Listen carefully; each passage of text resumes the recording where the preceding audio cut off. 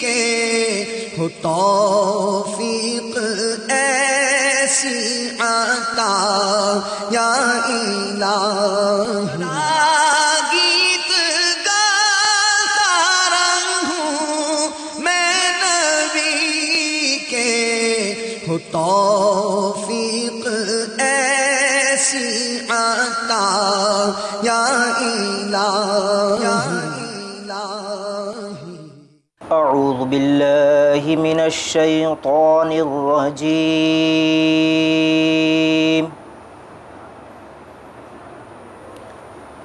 بسم اللہ الرحمن الرحیم،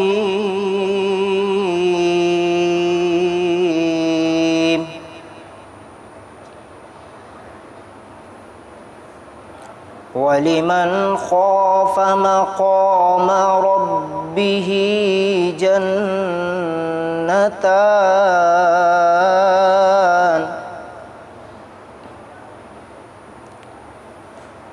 فَبِأَيِّ آلَاءِ رَبِّكُمَا تُكَذِّبَانِ،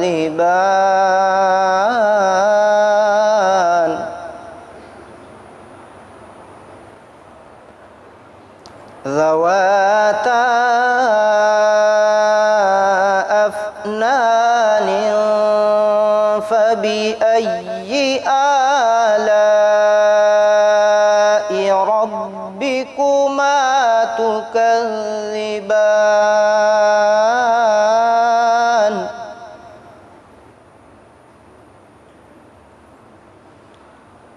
فيهما عينان تجريان، فبأي آلاء ربكما تكذبان،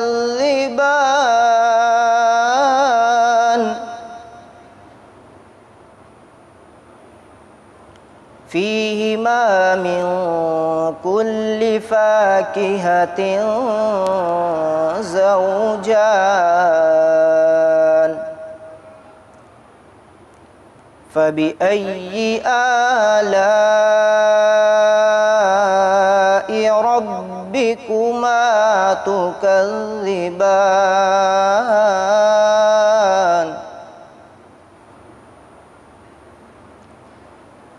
متكئين على فرش بطائنها من استبرق، وجنى الجنتين دان،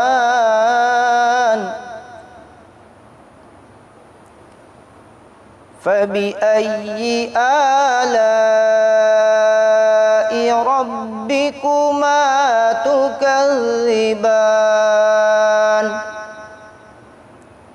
فبأي آلاء ربكما تكذبان، آمنت بالله صدق الله العظيم۔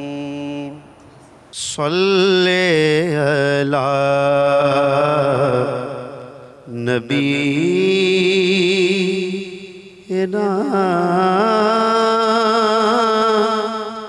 صلی علی محمد، صلی علی شفیعنا، صلی علی محمد۔ ہم بھی مدینے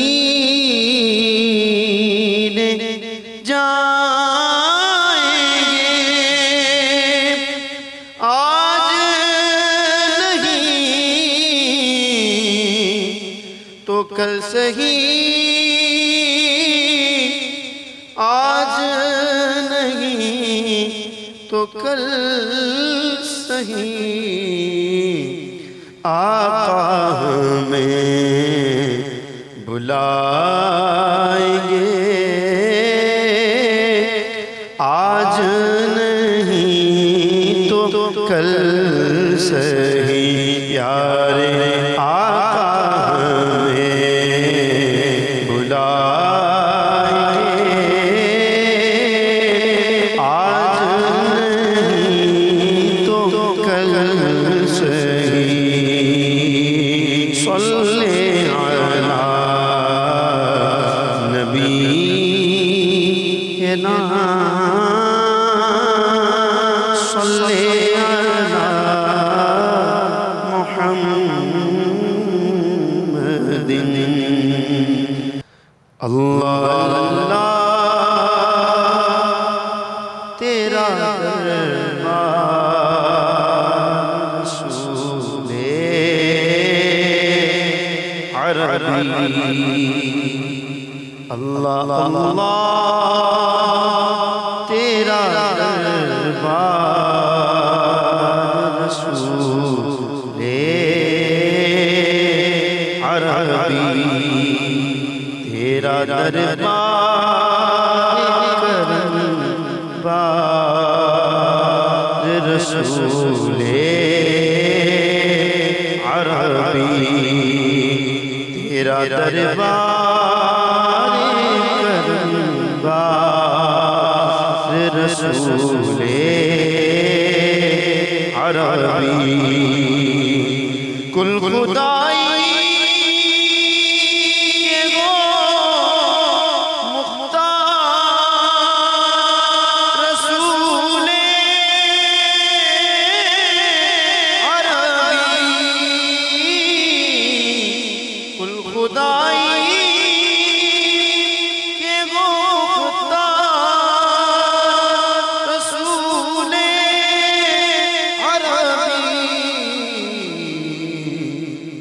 رسولوں کے بھی سردار رسول عربی، تم رسولوں کے بھی سردار رسول عربی، سچی بات سکھاتے ہیں، سیدھی راہ چلاتے ہیں، ماں جب اکلوتے کو چھوڑے کہہ کے بلاتے ہیں، باپ جہاں بیٹے سے بھاگے لطف وہاں فرماتے ہیں، اپنے کرم سے ہم حلقوں کا پلہ باری بناتے ہیں، بے کسوں کے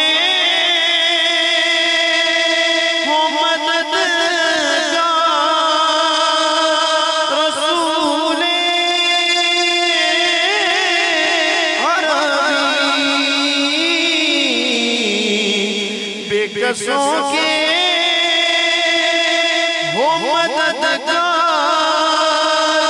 رسول عربی، غمزدوں کے بھی ہو غمخوار رسول عربی، غمزدوں کے بھی ہو غمخوار رسول عربی، گرمی حشر سے بیتاب شاہ کوثر، دھو نظر سوئے گنہگار رسول عربی، اب تو سرکار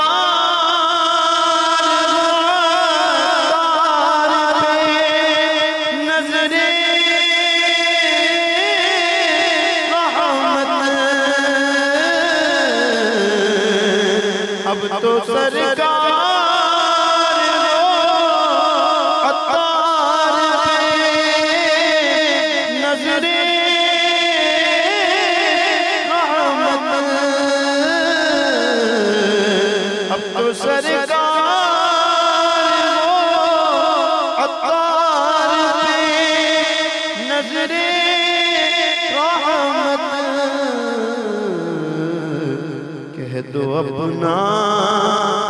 سگے دربار رسول عربی کہہ دو اپنا سگے دربار رسول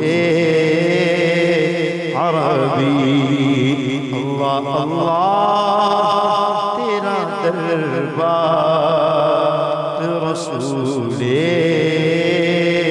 عربی تیرا دربار کرم رسول عربی الحمدللہ رب العالمین والصلاة والسلام علی سید المرسلین اما بعد فاعوذ باللہ من الشیطان الرجیم بسم اللہ الرحمن الرحیم الصلاة والسلام علیکہ یا رسول اللہ وعلی آلکہ واصحابکہ یا حبیب اللہ الصلاة والسلام علیکہ یا نبی اللہ وعلی آلکہ واصحابکہ یا نور اللہ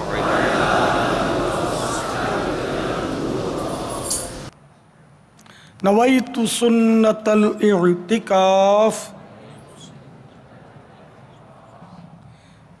میٹھے میٹھے اسلامی بھائیوں اور مدنی چینل کے ناظرین، جب کبھی داخل مسجد ہونے کی سعادت ملے اعتکاف کی نیت کرنا نہ بھولا کریں کہ مفت کا ثواب ہے۔ یاد رکھیے مسجد میں کھانا پینا، سونا، سحری، افطار شرعاً جائز نہیں۔ اعتکاف کی نیت کر لی تھی تو ضمناً یہ بھی جائز ہو جائے گا۔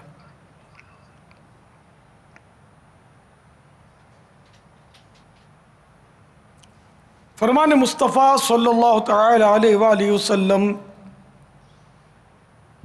جس نے مجھ پر ایک بار درود پاک پڑھا اللہ عز و جل اس پر 10 رحمتیں نازل فرماتا ہے۔ صلو علی الحبیب صلی اللہ تعالی علیہ وآلہ۔ فرمان مصطفیٰ صلی اللہ تعالی علیہ وآلہ وسلم، نیت المؤمن خیر من عملہ،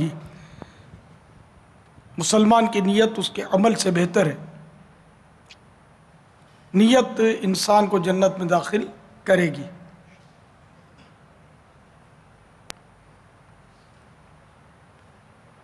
قبل اس کے کہ باقاعدہ سوال جواب کی ترکیب ہو، اپنا ثواب بڑھانے کے لیے اچھی اچھی نیتیں حسب حال کر لیتے ہیں۔ اللہ عز و جل کی رضا پانے اور ثواب کمانے کے لیے اچھی اچھی نیتیں کرتا ہوں۔ اول تا آخر مدنی مذاکرے میں شریک رہتے ہوئے علم دین حاصل کروں گا۔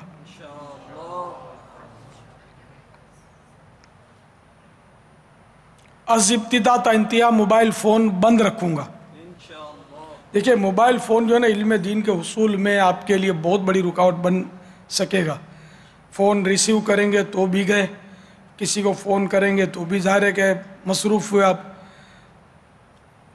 SMS کیا یا پڑھا تو بھی گئے، بلکہ نکال کے دیکھا کہ کس کس کا پیغام آیا، کس کس کی مس کال ہے تو بھی گئے۔ تو اس کو آپ بالکل آف کر کے بھول جائیں تو آپ انشاءاللہ فائدے میں رہیں گے۔ اور یہ ہمیشہ جب بھی اجتماع وغیرہ میں جائیں، بلکہ مسجدوں میں جائیں تو یہ آف ہونا چاہیے۔ کپڑے یا بدن، سر یا داڑھی سہلانے، دریوں سے دھاگے نوچنے، انگلیوں سے کھیلنے، ادھر ادھر دیکھنے، باتیں کرنے، ٹیک لگانے، پردے میں پردہ نہ ہونے کی صورت میں گھٹنے کھڑے کر کے دوسروں کے لیے بدنگاہی کا باعث بننے، گھٹنوں میں سر رکھنے، دوسرے کو اشارے کرنے، اٹھ کر چل پڑنے وغیرہ سے بچتے ہوئے علم دین کی تعظیم کی خاطر جہاں تک ہو سکا 2 زانوں بیٹھ کر علم دین سمجھنے کے لیے نگاہیں نیچی کیے، خوب کان لگا کر سنوں گا۔ نماز میں التحیات پڑھتے ہوئے جس طرح بیٹھتے ہیں نا، اس کیفیت کو دو زانو بیٹھنا بولتے ہیں۔ تو اگر علم دین کی تعظیم کی نیت سے دو زانو بیٹھیں گے اس کا ثواب ملے گا۔ تھک جائیں تو جس طرح آپ کو آسانی ہو مہذب طریقے پر بیٹھ جائیے، پھر تھکن دور ہو اللہ توفیق دے تو پھر دو زانو ہو جائیے۔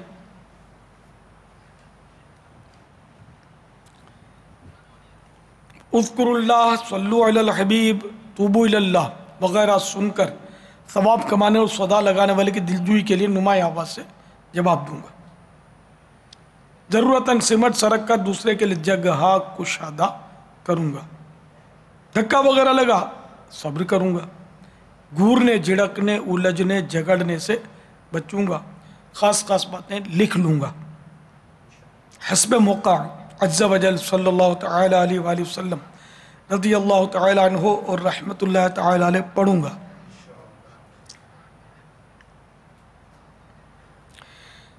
مدنی مذاکرے کے بعد خود آگے بڑھ کر سلام و مصافحہ اور انفرادی کوشش کروں گا۔ اس دوران بنیت ادائے سنت بات کرتے ہوئے مسکراتا رہوں گا انشاءاللہ عز و جل۔ نظر کی حفاظت کی عادت بنانے کی خاطر حتی الامکان نگاہیں نیچی رکھوں گا۔ قہقہا لگانے، زور سے ہنسنے سے بچوں گا۔ اپنے لیے چند نیتیں اور بڑھا لیتا ہوں۔ ادعو الی سبیل ربک بالحکمت والموعظۃ الحسنہ، ترجمہ کنز ایمان۔ اپنے رب کی راہ کی طرف بلاؤ پکی تدبیر اور اچھی نصیحت سے میں دیے ہوئے حکم کی تعمیل کروں گا۔ بلغوا عنی ولو آیہ، بخاری شریف کے اس فرمان، بخاری شریف میں وارد اس فرمان مصطفیٰ صلی اللہ تعالی علیہ وآلہ وسلم، یعنی پہنچا دو میری طرف سے اگرچہ ایک ہی آیت ہو، کی پیروی کروں گا۔ اللہ کی رضا کے لیے سوالات کے جوابات دوں گا۔ نیکی کا حکم کروں گا، برائی سے منع کروں گا۔ عربی، انگریزی اور مشکل الفاظ اور اشعار بولتے وقت دل کے اخلاص پر توجہ رکھوں گا، یعنی اپنی علمیت کی دھاک بٹھانی مقصود ہوئی تو بولنے سے بچوں گا۔ مدنی قافلے، مدنی انعامات، قفل مدینہ، مدرسۃ المدینہ، جامعۃ المدینہ، دار المدینہ وغیرہ کی رغبت دلاؤں گا۔ فالتو جملوں، غیر ضروری لفظوں سے بچوں گا۔ کوئی کیسے ناگوار انداز میں سوال کرے صبر کروں گا۔ یقینی معلومات ہوگی تو ہی جواب دوں گا۔ بزرگوں کی سنت ادا کرتے ہوئے لا اعلم، لا ادری، نہیں آتا وغیرہ کہہ دوں گا۔ جواب کے آخر میں واللہ تعالی اعلم ورسولہ اعلم عز و جل صلی اللہ تعالی علیہ وآلہ وسلم کہہ کر صلو علی الحبیب کہوں گا۔ خود بھی درود شریف پڑھوں گا، دوسروں کو بھی پڑھاؤں گا۔ غلطی کی صحیح نشاندہی پر فوراً ازالہ کر دوں گا۔ رب یسر ولا تعسر وتمم لنا بالخیر، آمین۔ آج کے مدنی مذاکرے اور اب تک کی میرے پاس موجود نیکیوں پر اللہ کی رحمت سے ملنے والا اجر برائے صالح ثواب جناب رسالت مآب صلی اللہ تعالی علیہ وآلہ وسلم، جملہ انبیاء و مرسلین، خلفاء راشدین، صحابہ و تابعین، امہات المؤمنین، تبع تابعین، ائمہ مجتہدین، علماء کاملین، مشائخ عاملین، بزرگان دین، مفسرین، محدثین، تمام مؤمنات و مؤمنین، مسلمات و مسلمین، خصوصاً تمام شہیدان و اسیران کربلا،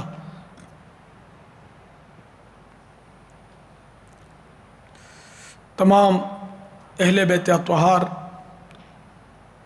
امام اعظم، غوث اعظم، اعلیٰ حضرت قطب مدینہ، صدر الافاضل، صدر الشریعہ، مفتی احمد یار خان،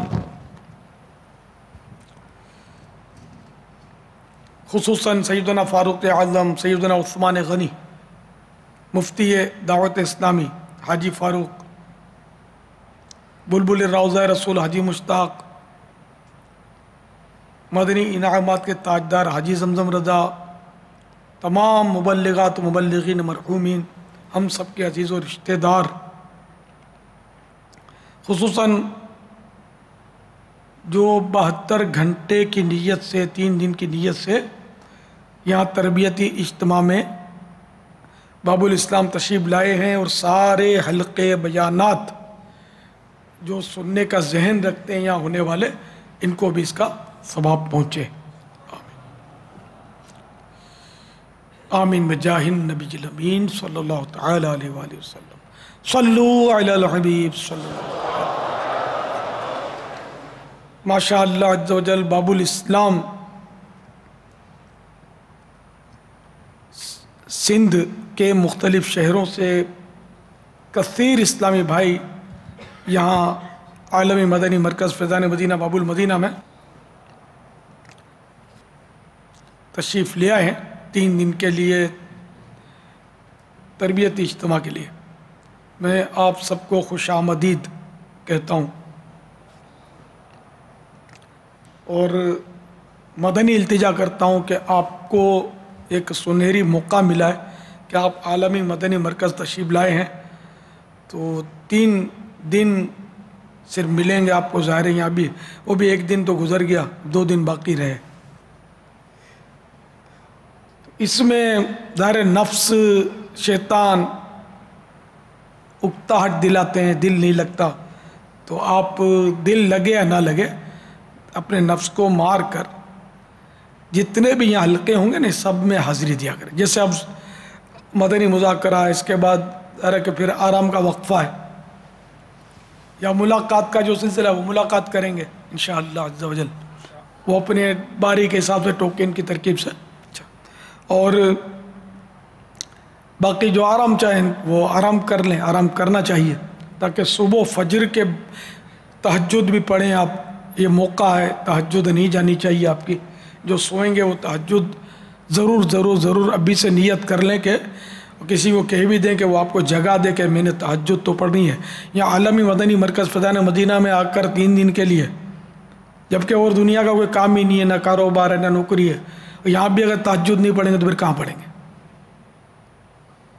تو تہجد بھی پڑھیں، پھر فجر کی نماز باجماعت تکبیر اولیٰ کے ساتھ یہاں ادا کریں، اور اشراق چاشت بھی یہیں پڑھیں. اور اس درمیان جو مدنی حلقہ ہوگا فجر کی نماز کے بعد، فجر کی نماز کے بعد اشراق چاشت تک تھوڑی دیر کا مدنی حلقہ ہوتا ہے.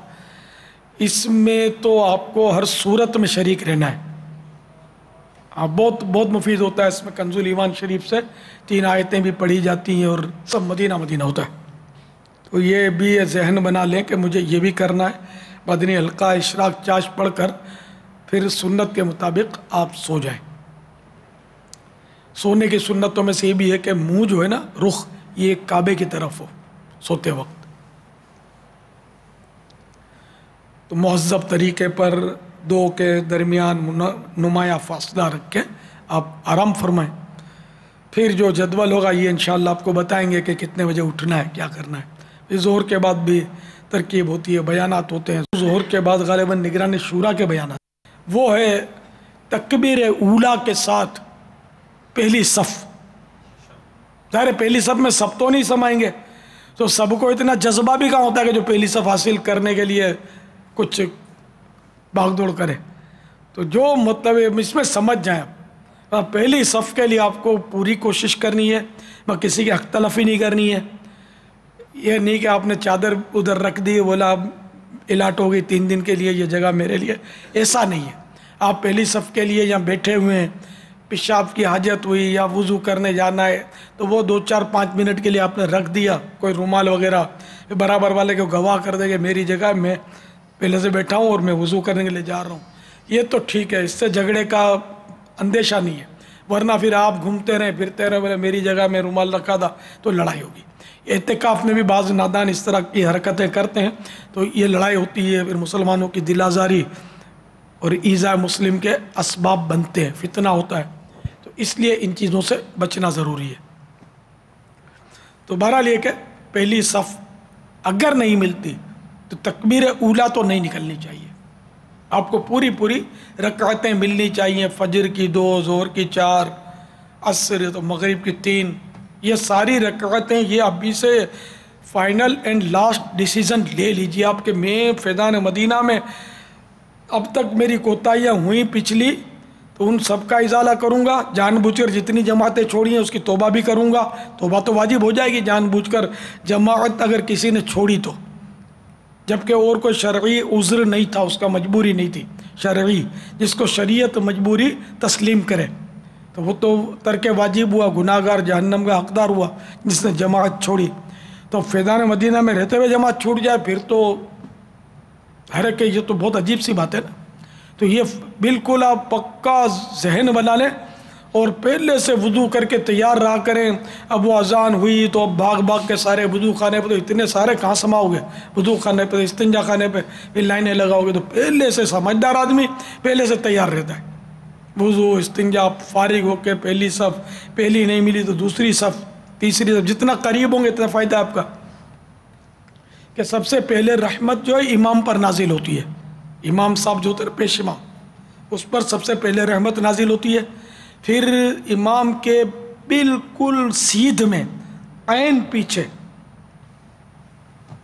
اس پر رحمت اترتی ہے. اس کے بعد سیدھے ہاتھ پر جو صف میں کھڑے ہوتے ہیں ان پر رحمت اترتی ہے.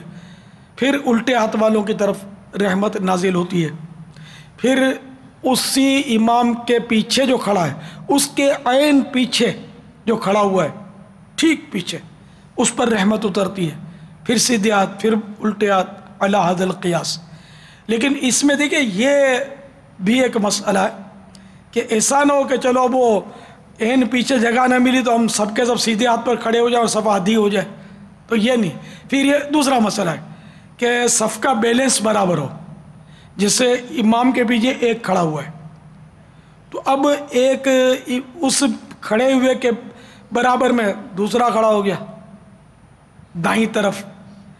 تو اب آپ دوسرا لالچ میں آ گئے کہ وہ رحمت تو اس کے بعد تو میرے اوپر نازل ہوگی، تو اب اس کے برابر، اور ادھر خالی ہے جگہ تو ادھر کھڑا ہو گیا. تو اب آپ بے شک الٹے ہاتھ پر کھڑے ہوں گے. اس کا مسئلہ ہی ہے. تو دو ادھر کھڑے ہیں تو دو ادھر، تین کھڑے ہیں تو تین. بیلنس جو ہے نا صف کا برابر ہو. یہ صف ایک ٹکڑے میں نظر نہ آئے کہ یہ آدھی صف ساری بنی ہوئی ہے، آدھی بالکل خالی ہے. سارے یہاں بولے کہ ہم کو رحمتیں نازل ہوں گی. وہ رحمتیں نازل ہونا اپنی جگہ پر ہے، لیکن جو شریعت کا جو طریقہ ہے صف بنانے کا اس پر عمل کریں گے تو پھر رحمتوں کے حقدار ٹھہریں گے. یہ بھی ذہن میں رہے آپ کے. تو یہ فیضان مدینہ کے لیے مخصوص نہیں ہے، یہ مسئلہ ساری دنیا کے لیے ہے. تو جب بھی نماز پڑھیں تو کوشش کریں کہ بالکل یعنی کہ امام صاحب کے پیچھے اگر موقع ملتا ہے مرحبا، ورنہ سیدھے ہاتھ پر، ورنہ الٹے ہاتھ پر. تو جتنا دور ہوتا جائے گا اتنا رحمت میں فرق پڑتا جائے گا نا، کہ وہ بعد میں تاخیر ہوتی جائے گی. اس پہ جو فضیلت بیان کی ہے وہ میں نے عرض کی آپ کی خدمت میں.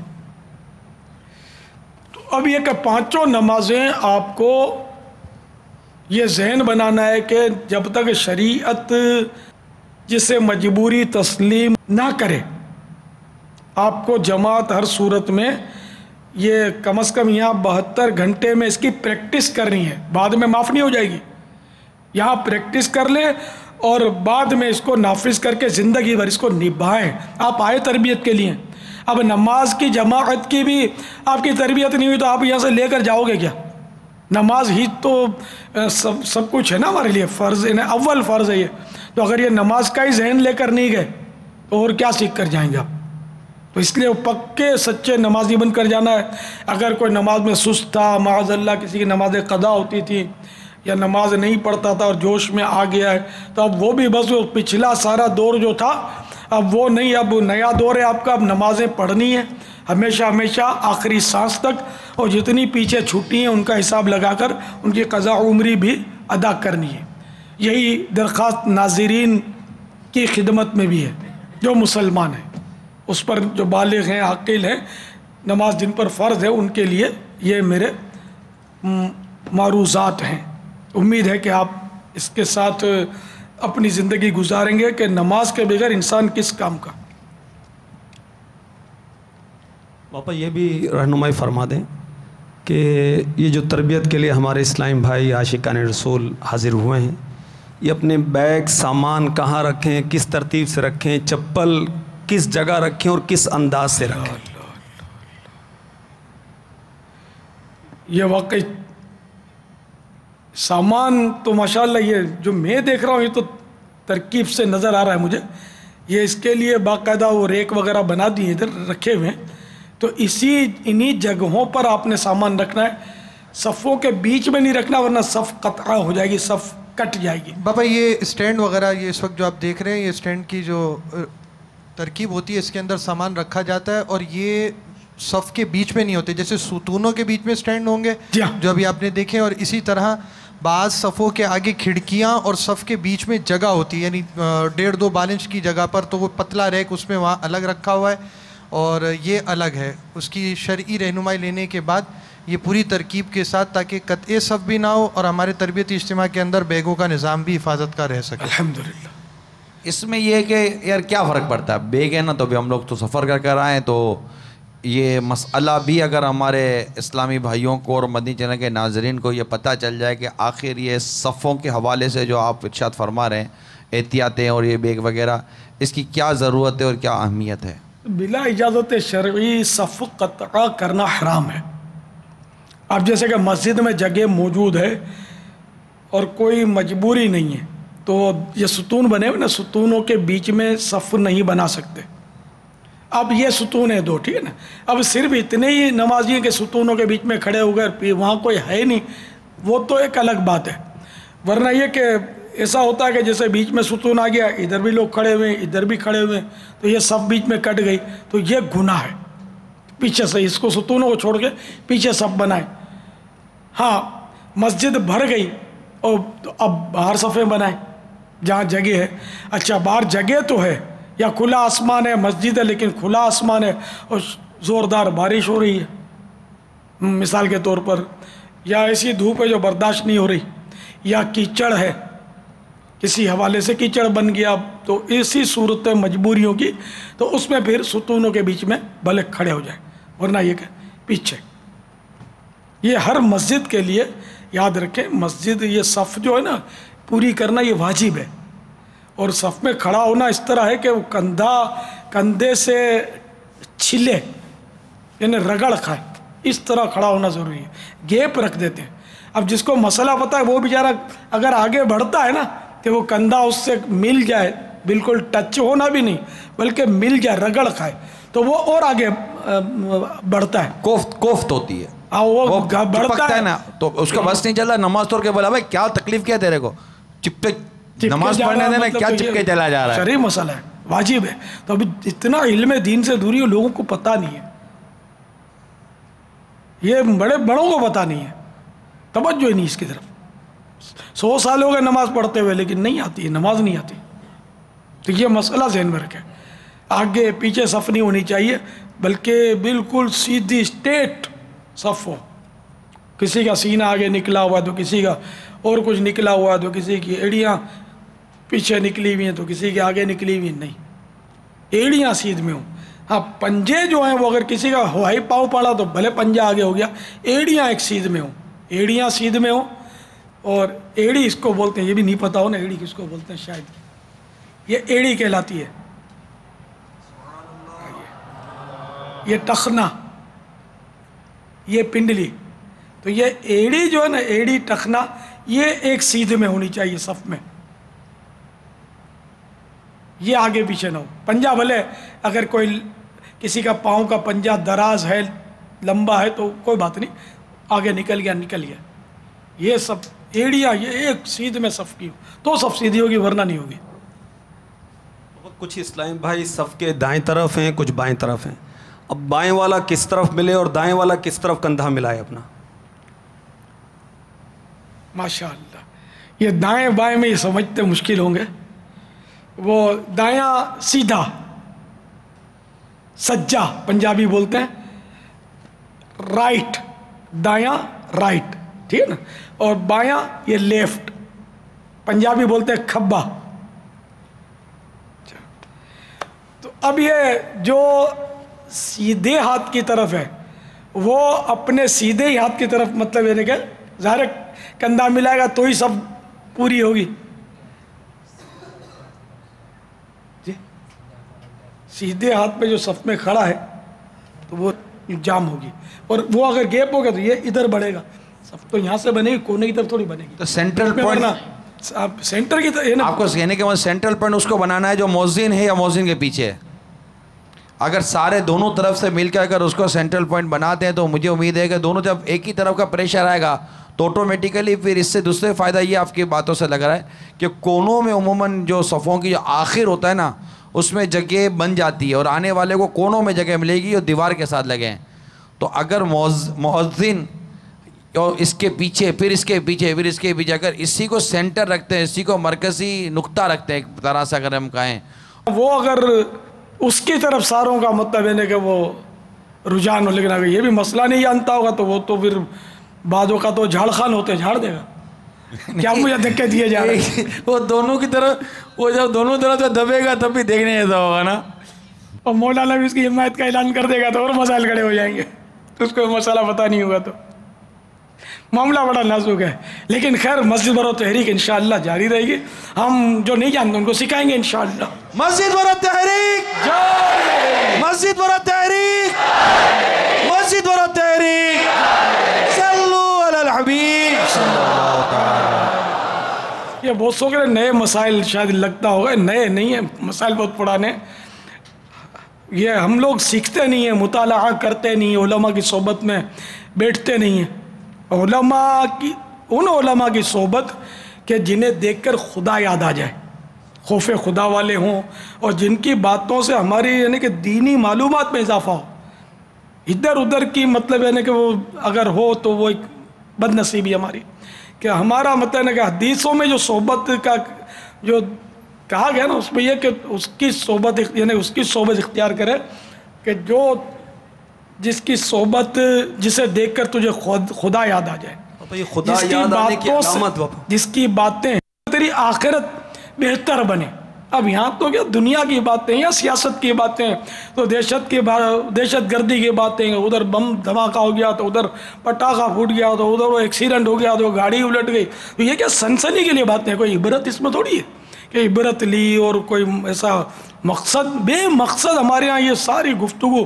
پھر اس میں وہ قیاس آ رہی ہیں کہ اس نے کیا تو اس نے کروایا, وہ یہ پارٹی تو کوئی نہیں حکومت کروا رہی ہے. پھر یہ فیصلہ ہو جاتا ہے کہ کوئی نہیں کہا حکومت کر رہی ہے.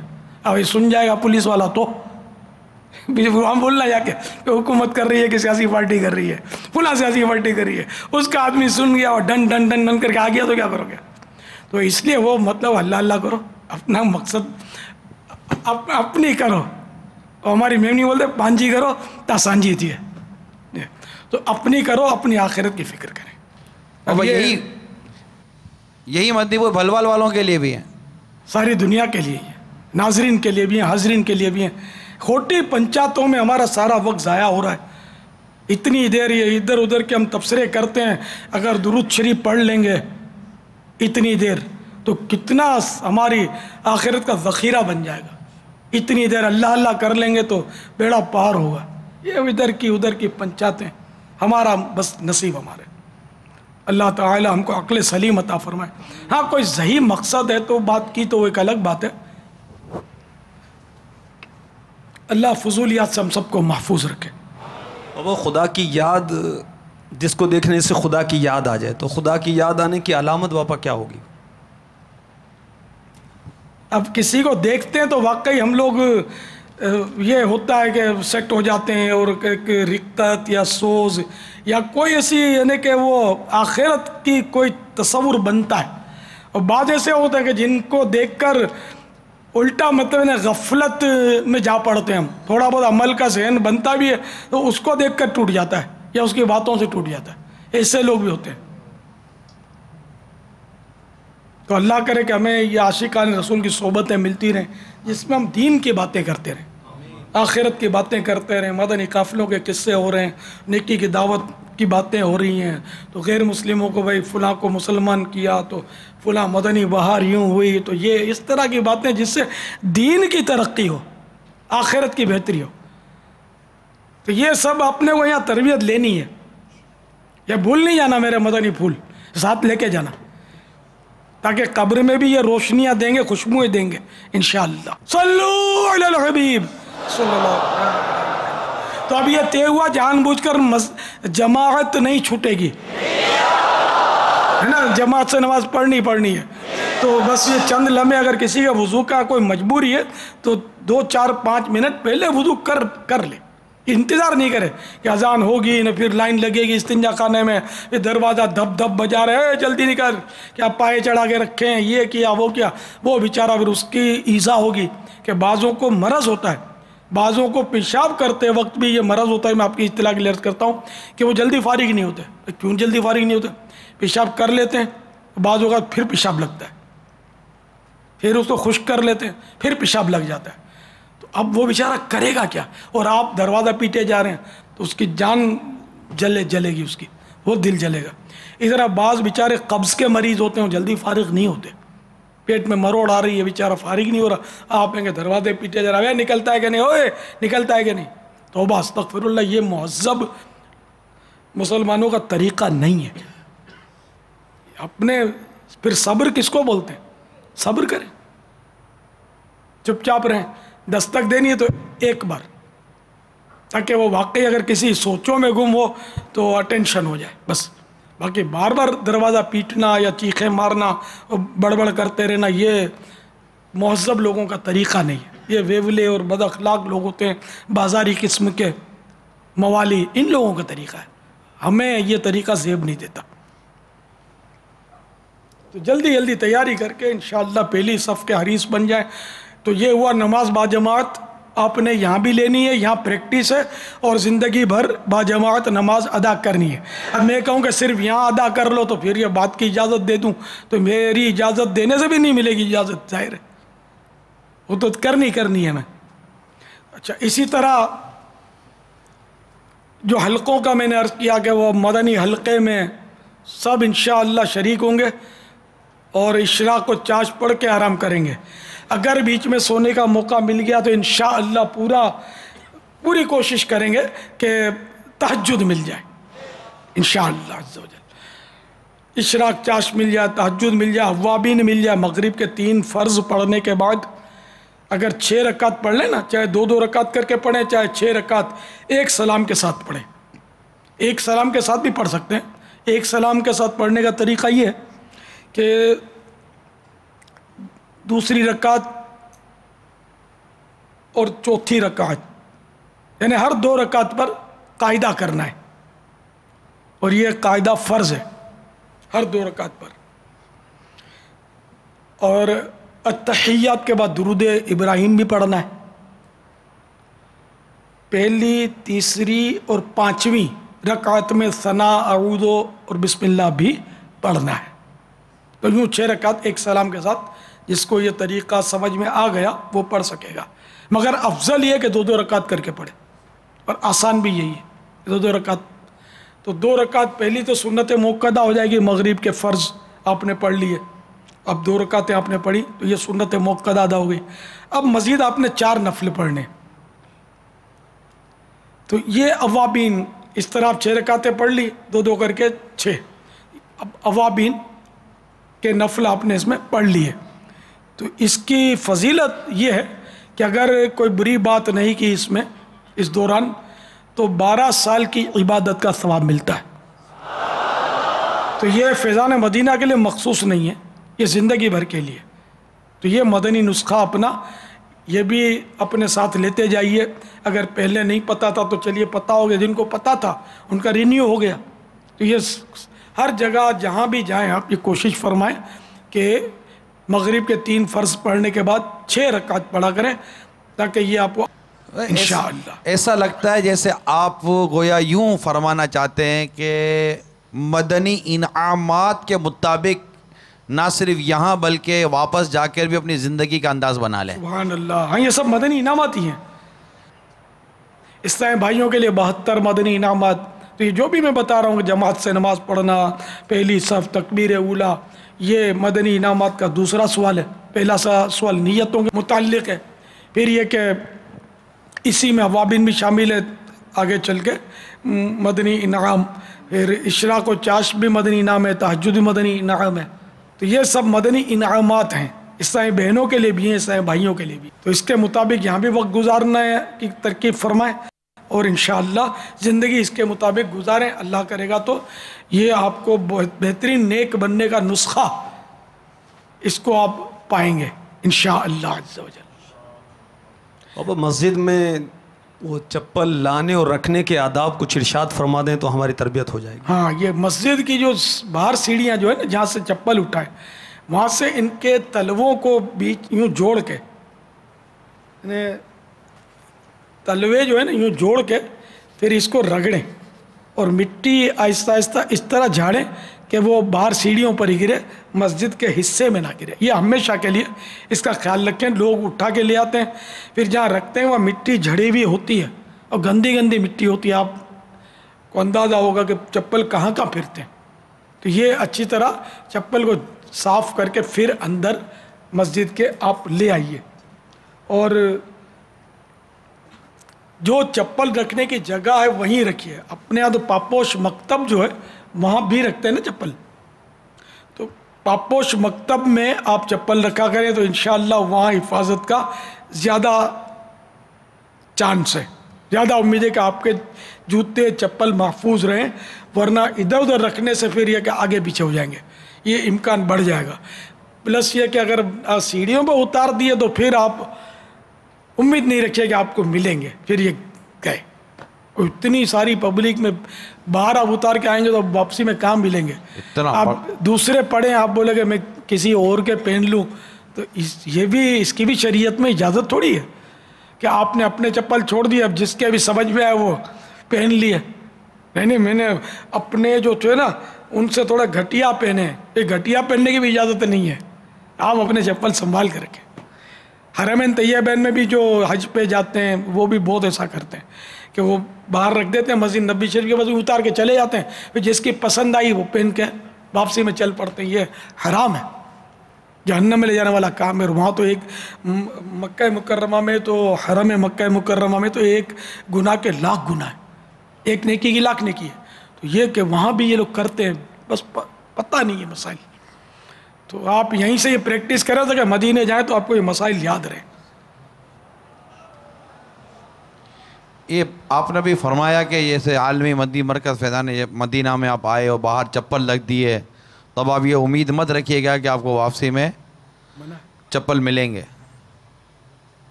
جی یار، تربیت اجتماع کا بتاتے ہیں پاپوش نگر میں نہیں، اتنی گنجائش نہیں ہے. تربیت وہ اجتماع چھوٹا مکتب ہے، تو اب کیا پھر تو یہ کہاں رکھیں؟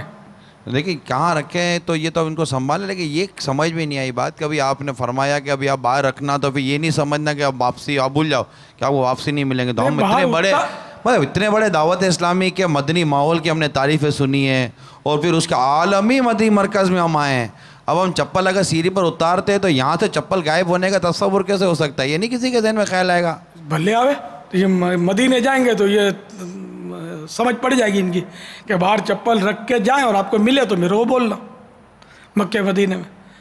بلکہ وہ عالمی مدنی مرکز تو باب المدینہ میں، باب المدینہ کو سب پہنچا دے کہ یہ میری شامت اعمال کی وجہ سے یہاں کیسے مسائل ہوتے ہیں، کتنی ڈکیتیاں، کتنی چوریاں ہوتی ہیں.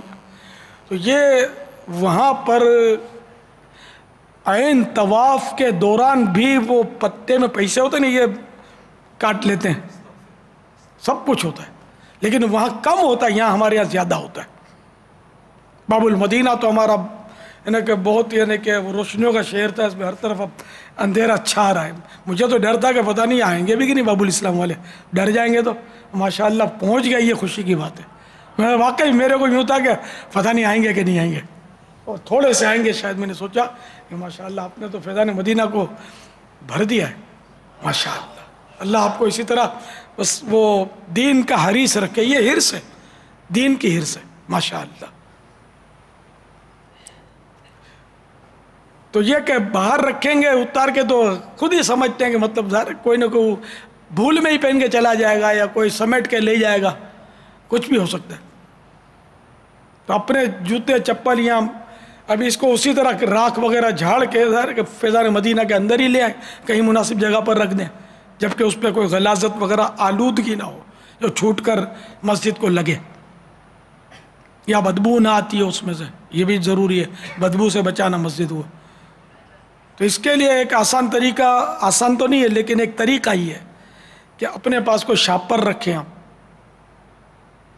شاپر میں ڈال دیں اس کو، چپلوں کو اپنے، پھر اس کو رکھ دیں. تو یہ شاید آپ کے لیے سہولت ہوگی اس میں. لیکن اب وہ شاپریں سب ایک طرح کی ہوں گی تو پھر کوئی اپنی سمجھ کے اٹھا جائے گا. تو شاپر پر کوئی علامت رکھ لیں.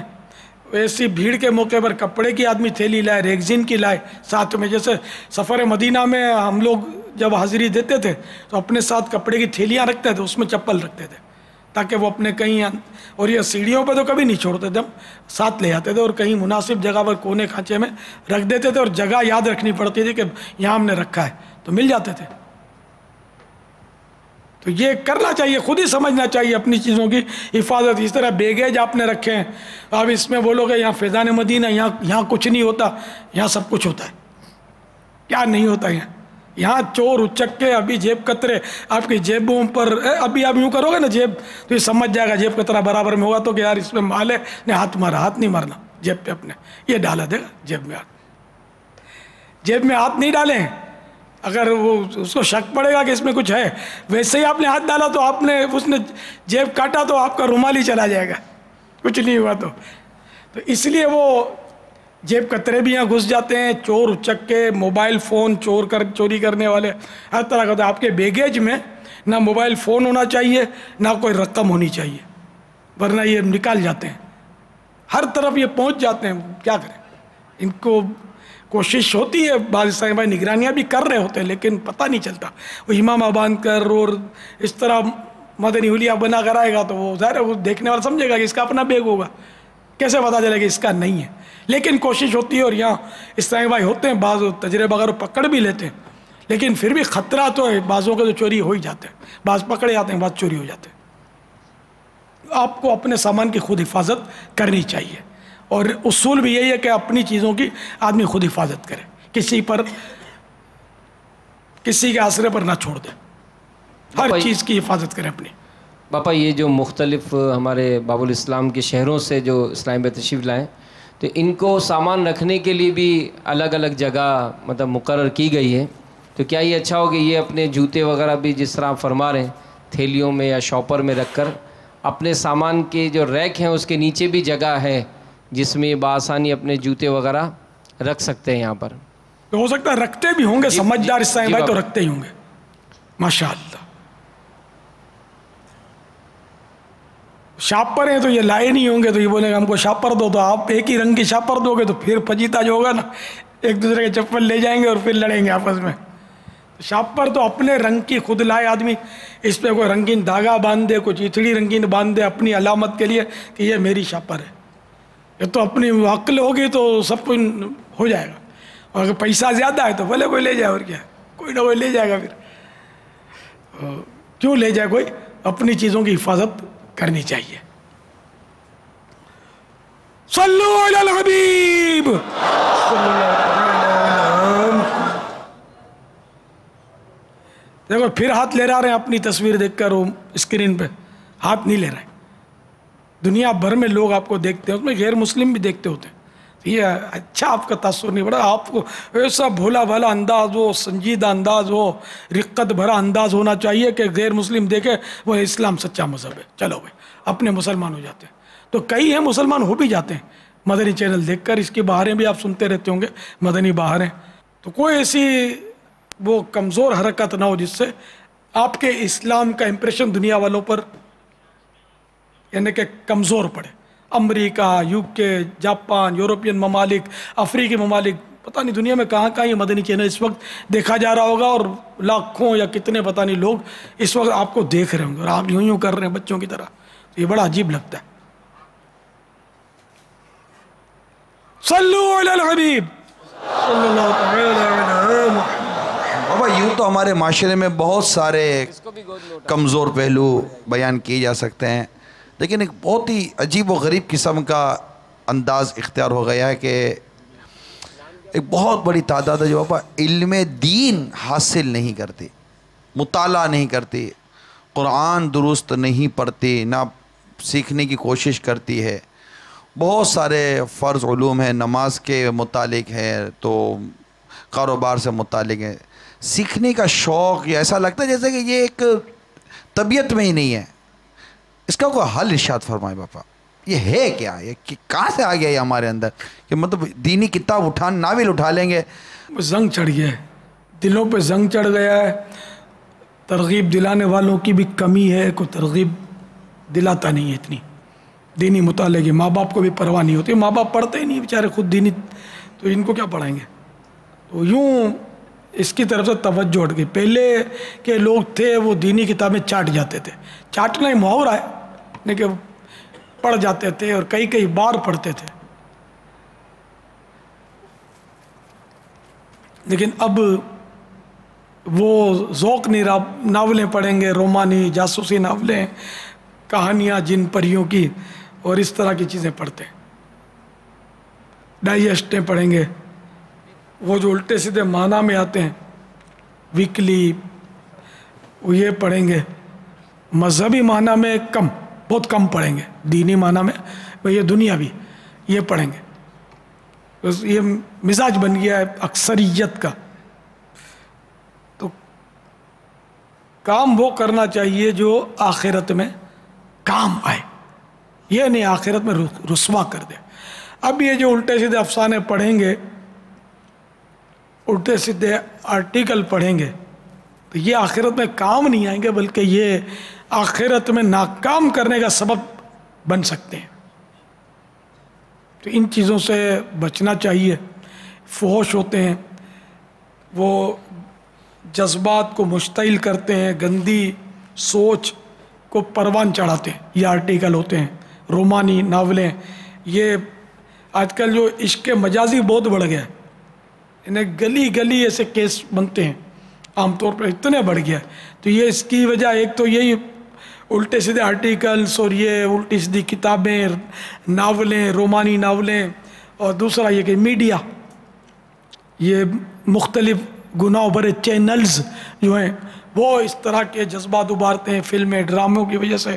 تو یہ ہر طرف سے مطلب یہ ہے کہ مسلمان کے ایمان پر چھینا جھپٹی لگی ہوئی ہے کہ بس کسی طرح بھی اس سے ایمان چھین لو، اس سے مطلب روح نکال لو. اصل جو ایمان کی روح ہے اس کو بھی کو کھوکھلا کر دو. یہ بس جو سنبھل گیا سمجھ گیا. تو اس لیے نہ یہ گناہ بھرے مضامین پڑھنے ہیں، نہ گناہ بھرے آرٹیکلز پڑھنے ہیں، نہ گناہ بھری کتابیں پڑھنی ہیں، بلکہ دینی کتابیں پڑھیں. اس سے فائدہ بھی ہوگا، ثواب بھی ملے گا، علم دین حاصل ہوگا، مسائل سیکھیں گے، نماز درست ہوگی، وضو درست ہوگا، اور فوائد ہی فوائد حاصل ہوں گے.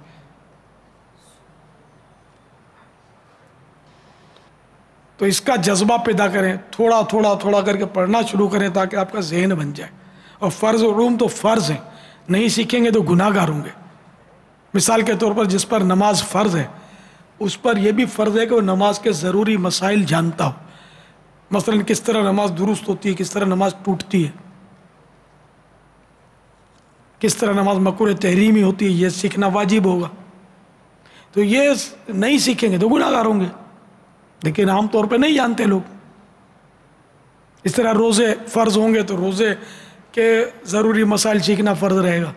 اسی طرح زکوٰۃ جس پر فرض ہو وہ زکوٰۃ کے. اسی طرح جس نے تجارت کرنی ہے، کاروبار کرنا ہے، دکان کھولنی ہے، تو اس کو وہ جو بیپار کرے گا تو بیپار کے، تجارت کے، بزنس کے مسائل سیکھنا اس پر فرض ہو جائیں گے. جو خریدار ہے، گاہک ہے، خریداریاں کرتا ہے، تو اس پر خریدنے کے مسائل فرض ہیں کہ سیکھے، جانتا ہو، ورنہ وہ خریداری میں بھول کرے گا تو گناہ گار ہوگا. ایسی بھولیں کرتے ہیں لوگ کہ گناہ گار ہوتے ہیں اس میں.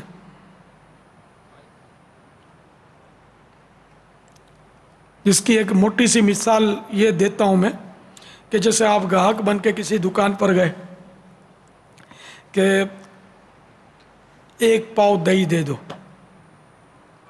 خیر اول تو اب پاؤ کہتے نہیں، اب 250 گرام کا ہے، لیکن چلو پاؤ ایک عرف ہو گیا، اس کو پاؤ دہی دے دو. اب وہ بعض اوقات کیا کرتا ہے، وہ یوں اندازے سے اٹھا کے یوں شاپر میں ڈالتا ہے، پیک کر کے دے دیتا ہے. تو اس کا پاؤ کے نام پر اندازے سے ڈالنا ناجائز اور آپ کا اس طرح خریدنا ناجائز، دونوں گناہ گار. اس طرح بہت ساری چیزوں میں ہوتا ہے.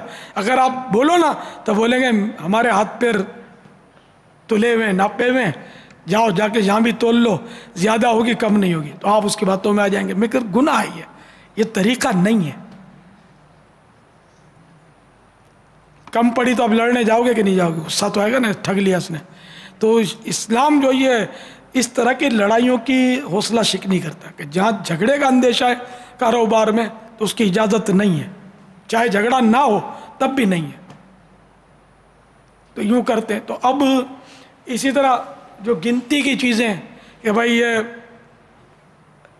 میرے کو ایک گروس دے دو، گروس میں 12 درجن ہوتے ہیں، 144، ایک گروس فلاں چیز دے دو، مثلا عطر کی شیشیاں ایک گروس دے دو۔ اب وہ ایک گروس اس نے دے دیا، اب آپ کو کہاں گننے کی فرصت ہے، لے آئے۔ تو یہ بھی ناجائز ہوا کہ اس نے اٹھا کے دیا کہ یہ لے لو گروس، آپ اٹھا کے لیا یہ گروس۔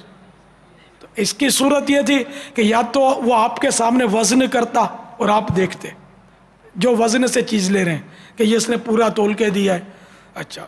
دوسرا اب گنتی، تو ایک گروس تو اس نے آپ کے سامنے گنا ہو اور آپ وہ دیکھ رہے ہوں کہ یہ گن رہا ہے، تو یہ صورت اچھا۔ دوسری صورت یہ جائز ہونے کی کہ اگر آپ نے نہیں دیکھا تو ٹھیک ہے، آپ خود وزن کریں اس کا، زیادہ اس کو دے دیں، کم ہے تو آپ کا حق ہے کہ آپ اس سے طلب کریں کہ مجھے یہ کم پڑ رہا ہے، گنے، زیادہ ہے اس کو واپس لوٹائیں، کم ہے تو آپ اس کو مطالبہ کریں یہ کم پڑ گیا میرے کو دو۔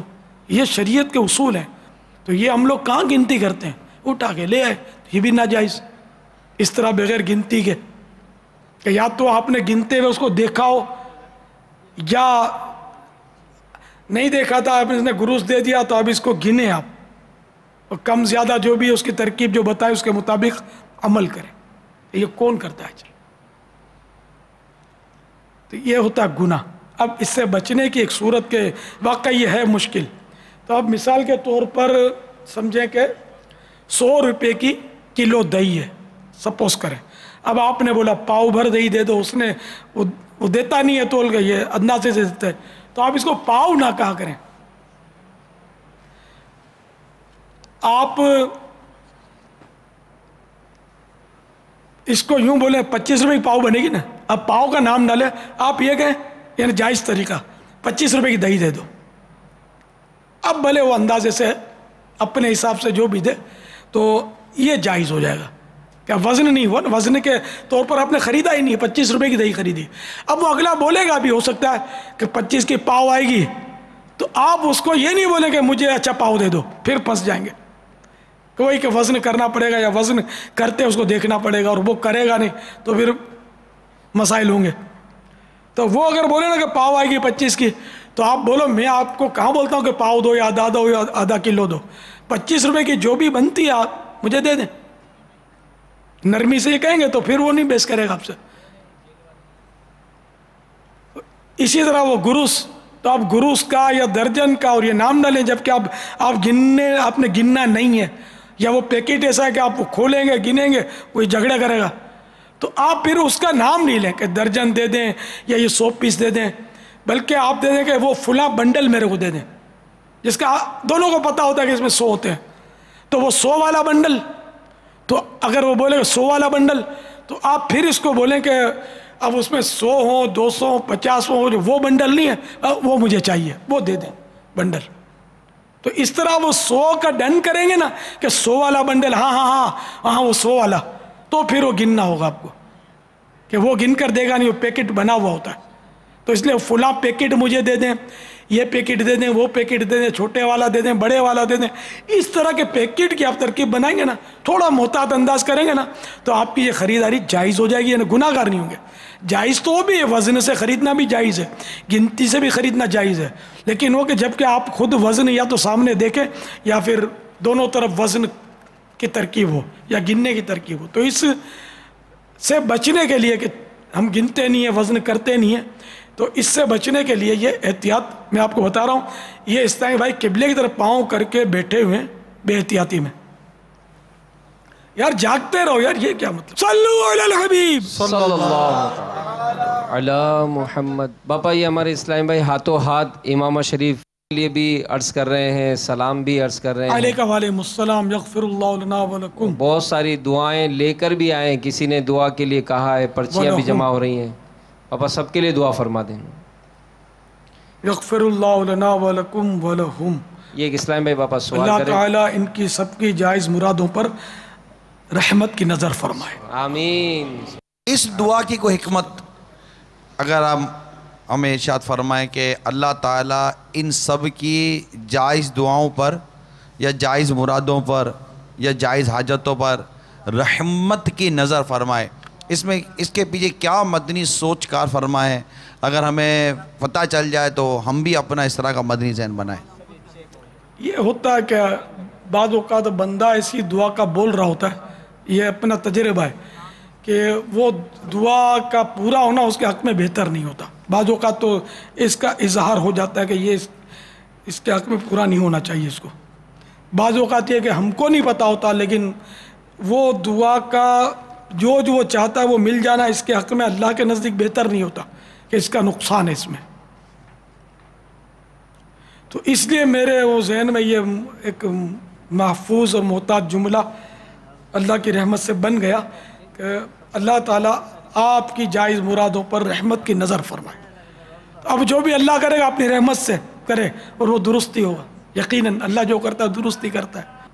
पर जिन जिन इस्लामी भाइयों को इस्लामी भाई ने दुआओं के लिए कहा कि बापा से जाकर दुआ करवाना, अब इनको ये आप तक दुआ का कहना लाजिम हुआ या नहीं हुआ?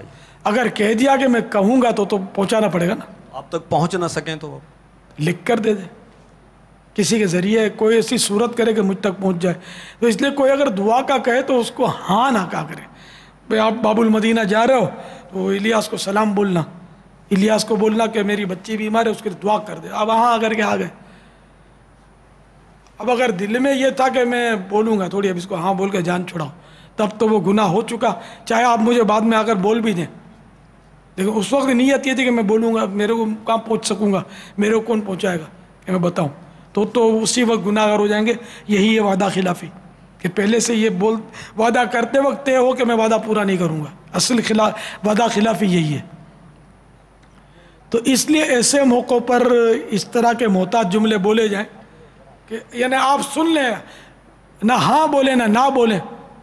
अब अगर वो बाज़ औक़ात इसरार करेगा यार तुमने जवाब नहीं दिया, तो फिर आप बताएं कि आप दुआ करें कि मैं जिसको आप कह रहे हैं कि दुआ का मैं कहूँ सलाम पहुँचाऊँ, अब आप मेरे लिए दुआ करेंगे मैं उस तक पहुँच जाऊँ। जब मैं पहुँच गया तो इंशाअल्लाह आपके लिए दुआ का भी कहूँगा, आपका सलाम भी कहूँगा।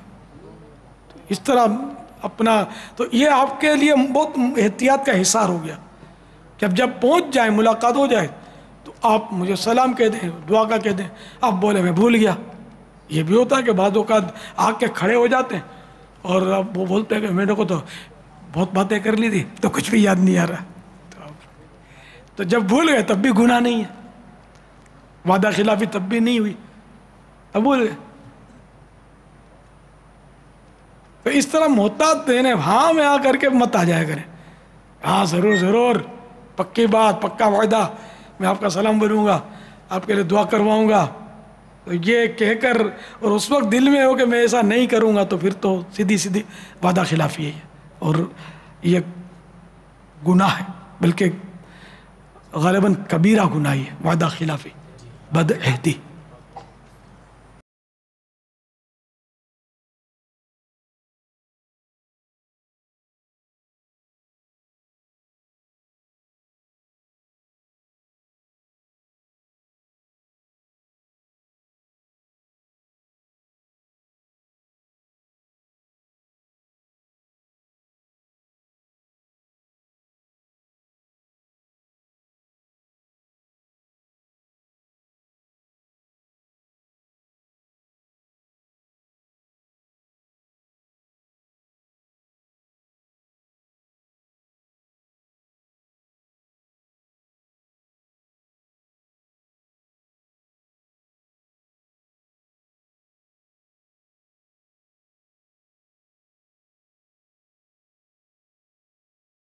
कसो मजबूर की।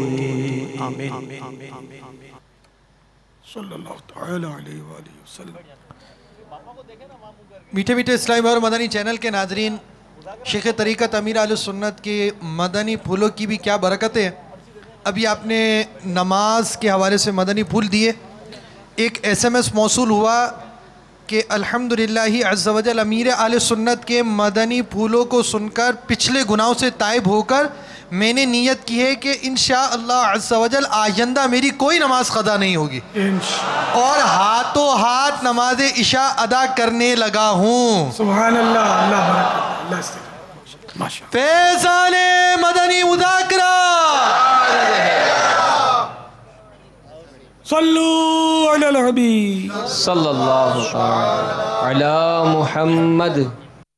حضرت سیدنا عبداللہ بن عمرو بن عاص رضی اللہ تعالی عنہما فرماتے ہیں جو یہ دعا کسی مجلس سے اٹھتے وقت 3 مرتبہ پڑھے تو اس کی خطوائیں مٹا دی جاتی ہیں، اور جو مجلس خیر و مجلس ذکر میں پڑھے تو اس کے لیے خیر یعنی بھلائی پر مہر لگا دی جائے گی.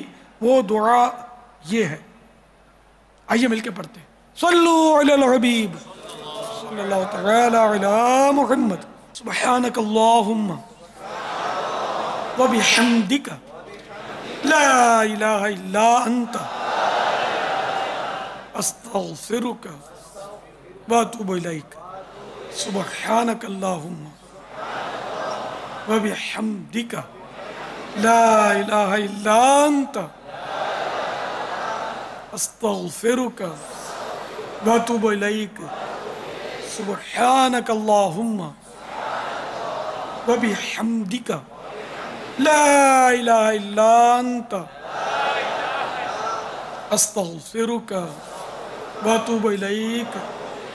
صلو علی الحبیب. صدا گیت گاتا رہوں میں نبی کے، ہو توفیق ایسی عطا یا الہی. گیت گاتا رہوں میں نبی کے، ہو توفیق ایسی عطا یا الہی.